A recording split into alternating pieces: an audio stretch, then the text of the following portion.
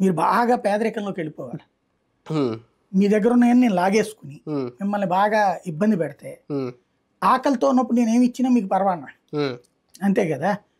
ఆ రైతుకు అప్పటిదాకా సస్యశ్యామలంగా 3 పంటలు పండేటటువంటి రైతుకి ఉమ్, ఆ పంట లేకుండా చేశారు, భూమి లేకుండా చేశారు. ఉమ్, దాన్ని బదులుగా ఇచ్చే ఫ్లాటు ఉమ్, వాళ్ళకి ఇవ్వకుండా చేశారు. ఉమ్, తద్వారా వాళ్ళు ఏంటి ఆ రోజు నుంచి ఆకలితో అలమటిస్తున్నారు. ఉమ్, అలా అలమటించే రైతు చచ్చినట్టు మన మాట వింటాడని. ఉమ్, కానీ అక్కడ చిన్న ప్రాబ్లం ఎక్కడైందంటే అలాగ భూమి ఉంచుకున్నటువంటి రైతులు 10% అయ్యారు.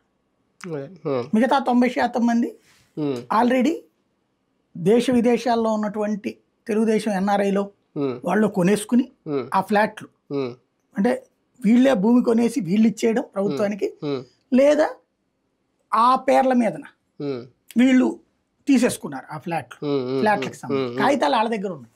అవును. ఉమ్, ఇప్పుడు మీకు ఎందుకని ఎంతమంది రావాలా ఒక ప్రోగ్రామ్ జరిగితే? ఉమ్, 22,000 మంది రావాలి కదా. అవును.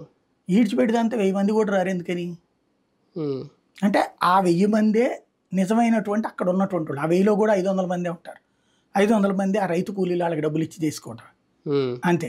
ఒక 500 మంది నిజంగా అక్కడ ఉంటున్నారు, మిగతా వాళ్ళందరూ ఎక్కడెక్కడో ఉన్నారు ఉమ్, వాళ్ళది. ఉమ్, అంటే అక్కడ ఈ సిస్టమ్ ఫెయిల్ అయిపోయింది. ఉమ్, ఉమ్, రెండోది ఇతనికి వచ్చిన సమస్య కూడా అదే. ఉమ్. దాన్ని ముట్టుకుంటే ఎవడు ముట్టుకు